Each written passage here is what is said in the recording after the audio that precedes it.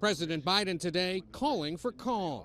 Americans can rest assured that our banking system is safe. Your deposits are safe.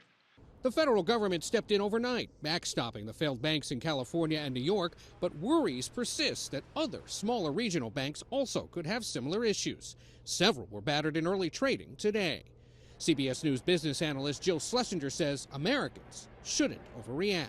If you have an account at one of these small or medium-sized banks that has really started to grab some headlines, it doesn't mean you should move out. You're okay.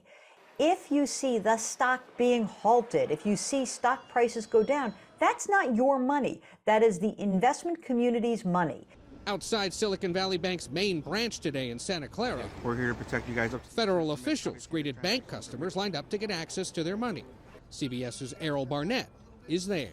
SVB customers tell me what frustrates them is the lack of clarity on exactly how much money they'll have access to and when. This line has been growing since before the bank opened this morning, some traveling from as far as Australia.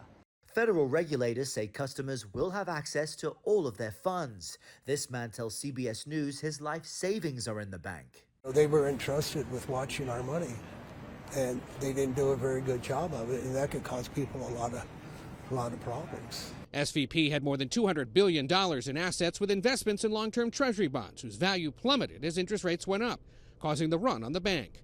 Exposed were companies like Roku, Pinterest, and Roblox, but also small family-owned businesses like Strong Suit in Ohio, with 15 employees, run by Lindsay Michaelides. We're getting access to the capital that we have in SVP today, and we're already taking action to move those dollars, and we're being very thoughtful about the types of partners that we want to work with moving forward. One group that won't be getting any relief, executives of the failed banks and their investors.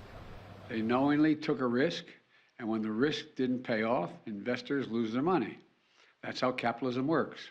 But some progressive lawmakers like Bernie Sanders and Elizabeth Warren are criticizing the federal bank relief, saying it's the direct result of changes made during the Trump administration to loosen regulations on these smaller regional banks.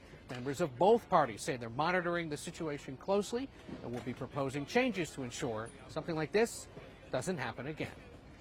Ed O'Keefe, CBS News, traveling with the president in San Diego.